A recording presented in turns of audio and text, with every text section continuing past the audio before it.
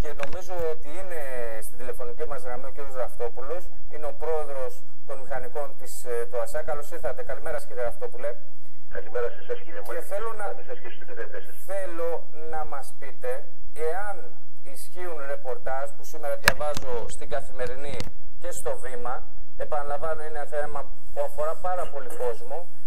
Θέμα μείωσης εισιτηρίων. Δηλαδή λένε τα ρεπορτάζ ότι από το 1,40 θα πέσει η τιμή του εισιτηρίου από το 1,40, θα υπάρξουν και αλλαγές στην κάρτες απεριορίστων διαδρομών, μειώνεται και το φοιτητικό.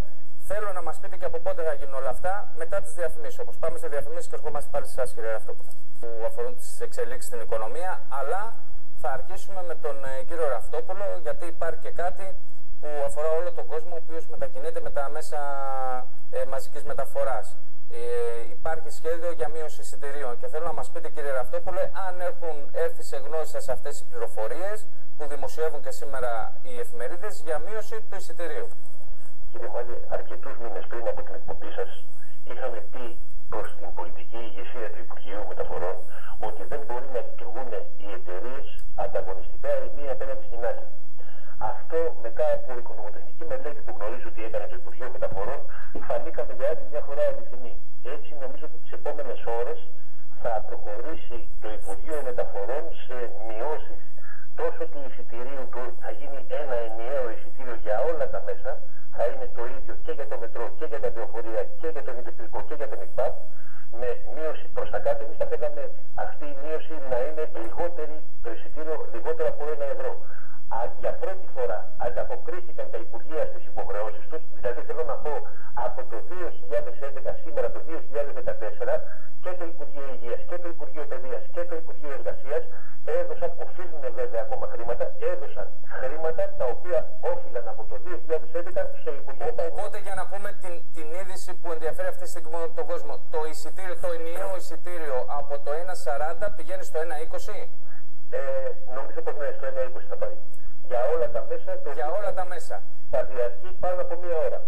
Δηλαδή ο επιβάτης θα μπορεί να κάνει πάνω από 2 μετεπιβιβάσεις με το ίδιο. Ωραία. Η πρώτη είδηση είναι ότι από το 1,40 το εισιτήριο για λεωφορεία, τραμ, ηλεκτρικό, για οποιοδήποτε μέσο πάει από το 1,40 στο 1,20. Ναι.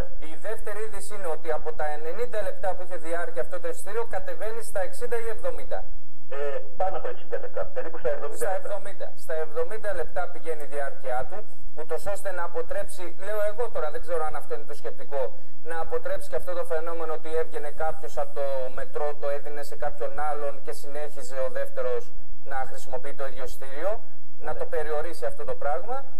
Και το τρίτο είναι ότι έχουμε και αλλαγές στην κάρτα περιορίστων, κύριε Ραφτόπουλε. Θα μειωθούν προς τα κάτω οι κάρτες. Αυτό το οποίο θα ζητήσει ήταν να μειωθεί, γιατί για μας ήταν δυσβάστατο το 45 ευρώ η κάρτα για όλα τα μέσα. Οπότε η κάρτα περιορίστων τώρα από τα 45 ευρώ πάει στα 30. Ναι. Πάει στα 30 ευρώ. Στα 30 ευρώ η κάρτα περιορίστων, στο 1,20 το εισιτήριο. Δεν θα υπάρχει για όλα τα μέσα. Δεν θα υπάρχει εισιτήριο για λεωφορείο. Όχι, μόνο για λεωφορείο. Δεν θα υπάρχει. Όχι, δεν θα υπάρχει. Γιατί μέχρι τώρα υπήρχε εισιτήριο μόνο για λεωφορείο στα 80 λεπτά. Πόσο έκανε το. Είχε εισιτήριο για το λεωφορείο και το τρόλεϊ που έκανε 1 ευρώ και 20 λεπτά. Και για το μετρό που έκανε 1,40 και τα μέσα μαζικής τα περίστροφα. Οπότε πάει στο 1,20 σε όλα τα μέσα. Ωραία. Κύριε Ραφτόπουλε, θέλω τη βοήθειά σας μια από τις προσεχείς ημέρες. Σας ευχαριστώ πάρα πολύ σήμερα για τις ειδήσεις που εμέσως μας επιβεβαιώσατε, αλλά θέλω τη βοήθειά σας να δούμε το θέμα της διαθεσιμότητας, ειδικά με τους εργαζόμενους που εκπροσωπείτε. Αν μου επιτρέπετε μόνο ένα λεπτό.